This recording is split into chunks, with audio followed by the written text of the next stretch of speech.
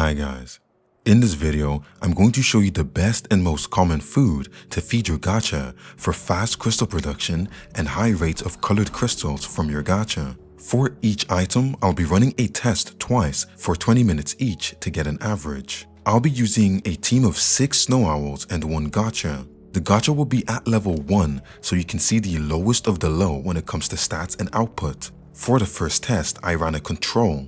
I used random items to feed the gacha along with owl pellets, and from my control test, I got 15 crystals, with one of them being a colored crystal. My next test was stone arrows. These are by far my favorites as they are relatively cheap to make, and the gacha produces crystals at a very steady pace when you give them these normal arrows with owl pellets. Although these are very nice in a steady means of producing crystals, the chances for a colored crystal aren't as high as some of the other food sources.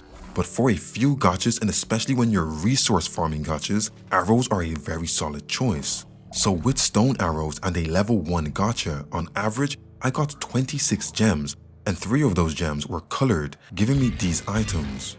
So if you manage to find a stone arrow blueprint, you want to keep it. This can be a crazy method as you can craft a lot more all at once in different inventories.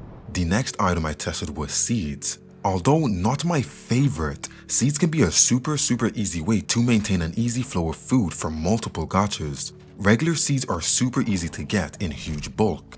I do recommend taming yourself a mammoth or a theri coupled with an iguanodon. The iguanodon will be able to convert your berries into seeds, giving you kind of an endless supply in a few clicks. So I tested all seeds mixed together, and the average of crystals was 17 crystals, and out of those 17, 1.5 of them were colored gems. So this gave a much lower count of crystals, but when we look at the ease of getting and keeping up with the food source, the work to output is relatively low. So for multiple gachas when you have a large scale gacha farm, this could be an easier option. Now, for one of my favorites that I use all the time, especially when I'm set up on a server, war maps. These are top end when it comes to the gacha food list, as they aren't super expensive to make in bulk, but they do need multiple types of resources, including hide. And you might need that hide for those expensive wreck saddles or giga saddles. They are also super heavy, but it's all worth it. If your goal is trying to maximize the colored crystals your gacha drops, then war maps are golden. You need to use these. After testing, I averaged out at 27 crystals, with 8.5 of these crystals being colored crystals, giving me the following loot. So far, this has been our highest output material, and is only a little bit slightly more expensive than the arrows. I wanted to do a honorable mention before our final heavy hitters, and that's Mejoberries. A lot of people swear by Mejoberries and Mejoberry seeds. I had never actually tried this before, so I said, you know what, for this video, let's give it a go.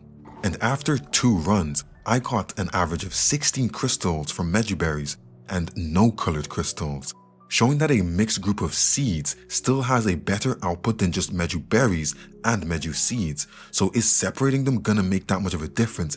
And the answer is not really. So I would always say, if you're gonna use seeds, use a mixed bunch of seeds. And for our final heavy hitter, I tried out the plant species Y traps. These are highly coveted when we talk about gacha farms, so having a lot of these could net you a lot of gear and resources. After testing them with the gacha, I got an average of 28 crystals, and 8 of those crystals were colored crystals, giving me this gear.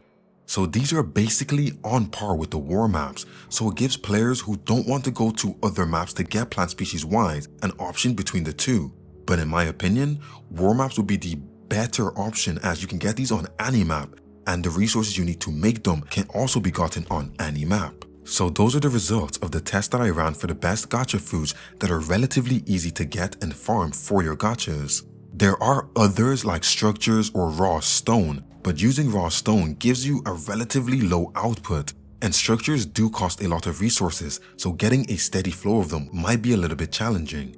Remember, this test was done with a level 1 gacha, so your production speeds and rates should go up with levels. Now, go get yourself a gacha and feed it.